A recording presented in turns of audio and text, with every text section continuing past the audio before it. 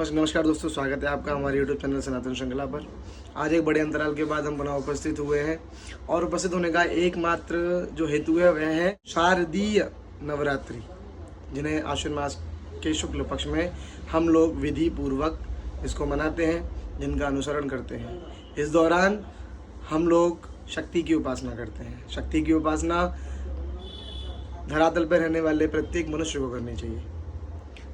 अनादिकाल से चलती आ रही शक्ति की उपासना का क्रम अनवरत इसी प्रकार चलता आ रहा है और हम ये जानते भी हैं सनातन जब तक रहेगा, और सनातन का तो कोई काल निश्चित ही नहीं कर पाया, तो ये भी निश्चित है कि सनातन जब तक रहेगा सनातन काल की परंपराएं भी चलती रहेंगी। और सनातन काल की परंपराओं में विशेष है नवरात्रियाँ, और नवरात्रियों में हम लोग करते हैं शक्ति की पूजा। शक्ति की पूजा के विषय में अगर हम चर्चा करें तो शक्ति की पूजा भगवान शिव ने भी की। शक्ति रहित भगवान शिव का अस्तित्व मात्र शव के समान है।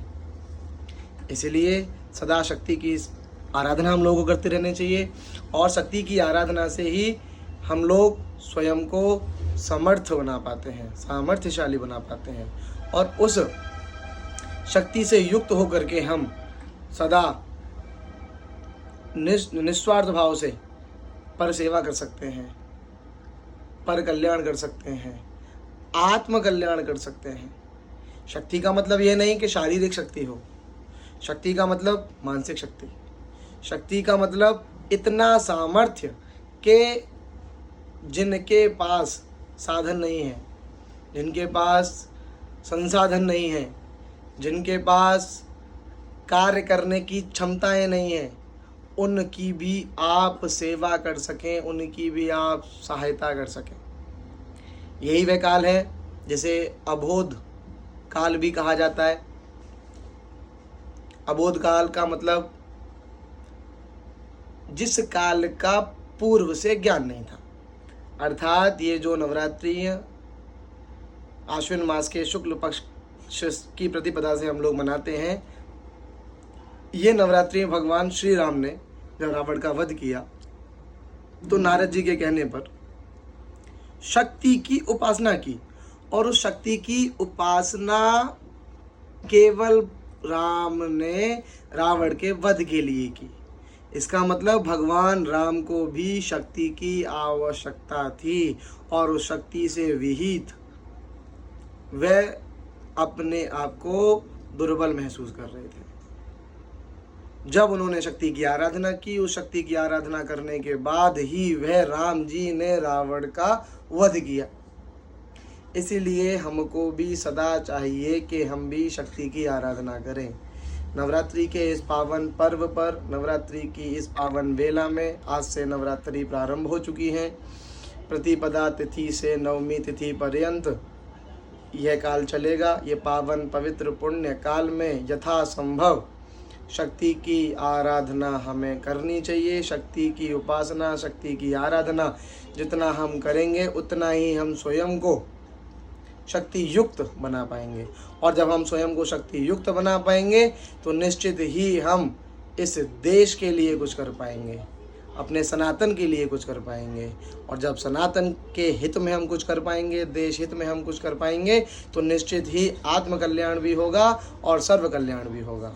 इसलिए हमको चाहिए कि इस आज प्रतिपदा से आरंभ करके नवमी तिथि पर्यंत तक भगवती माँ जगत जननी दुर्गा देवी की आराधना करें। जिस जिस स्वरूप में, जिस जिस क्षेत्र में जिन जिन देवियों की आराधना की जाती है, उन उन देवियों की आराधना करें।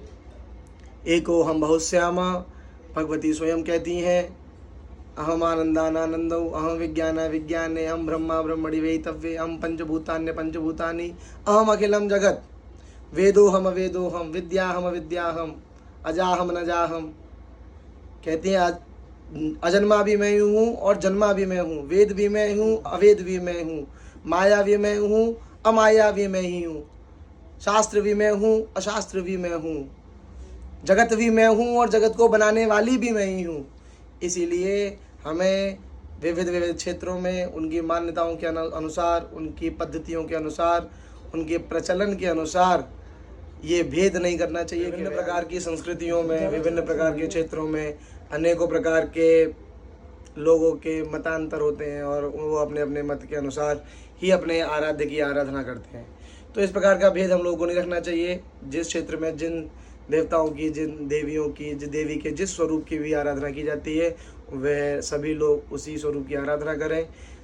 मुख्य बात यह है कि हम लोगों को बस आराधना करनी है, उपासना करनी है, साधना करनी है और स्वयं के लिए शक्ति अर्जित करनी है।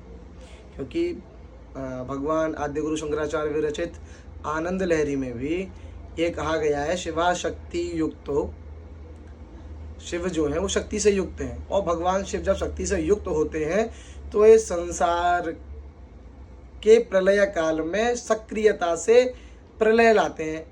किंतु जब भगवान शिव शक्ति रहित हो जाते हैं तो स्वयं भगवान शिव भी स्पंदन तक नहीं कर सकते, अर्थात हिल तक नहीं सकते। इसलिए हमको भी चाहिए कि अपने स्वयं के कल्याण के लिए, सनातन के हित के लिए, राष्ट्र हित के लिए हम लोगों को भगवती की आराधना करनी चाहिए और भगवती की उपासना करनी चाहिए, ताकि भगवती हमें शक्ति प्रदान करें।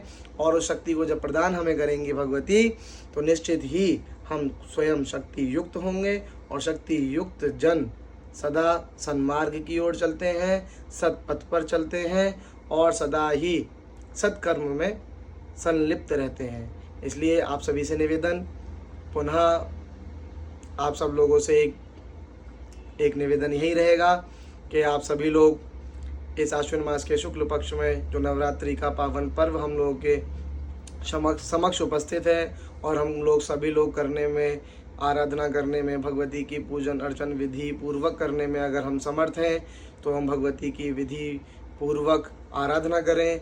जो जन विधि पूर्वक या फिर समय को लेकर के सांसारिक कार्यों में इतने लिप्त हो चुके हैं, जिनके पास समय का अभाव है, वह लोग कुछ समय ही निकाल करके दुर्गा चालीसा का पाठ करें। और दुर्गा चालीसा का पाठ जो लोग नित्य प्रति करते हैं उनको दुर्गा सप्तशती का पाठ करें, ऐसी कोई विशेष आवश्यकता नहीं है, क्योंकि दुर्गा चालीसा का पाठ करने से ही अनंत गुना पुण्य की प्राप्ति होती है। और जन साधारण के लिए दुर्गा चालीसा से उत्तम किसी का पाठ करना नहीं है। जो लोग विद्वान हैं, संस्कृतज्ञ हैं, संस्कृत को जानने वाले हैं, संस्कृत को पढ़ने वाले हैं, या फिर जिनके निकट संस्कृतज्ञ रहते हैं, वह सभी लोग दुर्गा सप्तशती का विधि पूर्वक अपने घर में पाठ कराएं, स्वयं करें और भगवती की विशेष स्तोत्रों के द्वारा, अन्य अन्य नामों के द्वारा, अन्य अन्य मंत्रों के द्वारा आराधना करें, उपासना करें और शक्ति युक्त बने।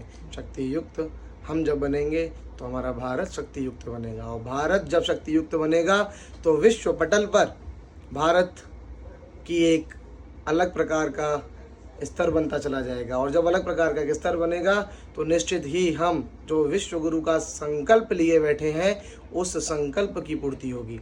और जब विश्व गुरु बनने का संकल्प हमारा पूरा होगा तो निश्चित ही हम एक दिन अखंड भारत की जो संकल्पना हमने अपने मन में की हुई है वह पूरी होगी। और यह सब संभव है शक्ति से। इसीलिए हमें चाहिए कि नवरात्रि के विशेष पर्व पर हम शक्ति की आराधना करें। आप सबसे पुनः निवेदन, पुनः आप सभी लोगों को शुभकामनाएं। नवरात्रि के इस पावन पर्व पर आप लोग स्वस्थ रहें, मंगल कामनाएं आप सभी के लिए, आनंद में रहें, ऐसे ही अहोरात्र उन्नति पथ पर अग्रसित होते रहें और भगवान की सदा सेवा में रत रहें। जय माता दी। हर हर महादेव।